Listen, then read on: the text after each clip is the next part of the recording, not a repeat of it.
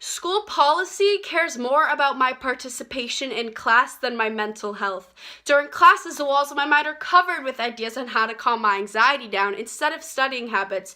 But the teachers don't recognize that. It never crosses their mind that the reason I failed the last test was not because I didn't feel the need to study. It was that I was too busy in hours of therapy trying to fix what is wrong with me. What happens when I go to the school guidance counselor's office during a class period and don't get excused or an extension on the assignments that I missed? What am I supposed to say when the child with a broken bone gets more special treatment to their injury than I do to mine? Because when people can't see your injury, they just assume it isn't there. But you are still broken, though it may be invisible. Teachers praise the students on the honor roll, but the kids who fall behind get pulled aside and asked, "What happened? Why don't you ever study?" instead of asking what our day-to-day lives consist of or how the treatment we get at home affects us.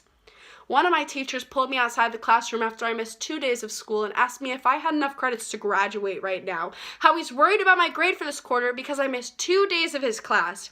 He then didn't ask what happened or how I was feeling. He explained what I missed.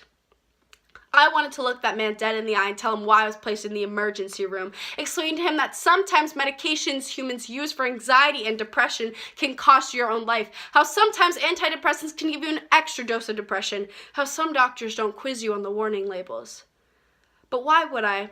That's not information he needs to know. It's not his job to check up on me. It's his job to make sure all the assignments I missed are covered in bullshit so I can pass this class with a C at the least. Because why would my health matter if my grades can make the school look better?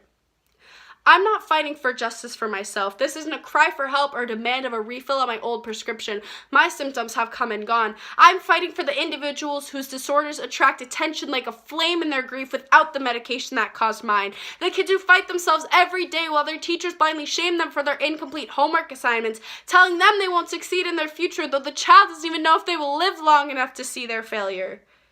The teachers can see our stomachs shrinking and the bags in our eyes darkening. They can hear the cracks in our voices when they call on us without warning, but they continue to ask for our answers anyways. Are you too afraid to ask why the fear popping through my pupils has found its permanent home there?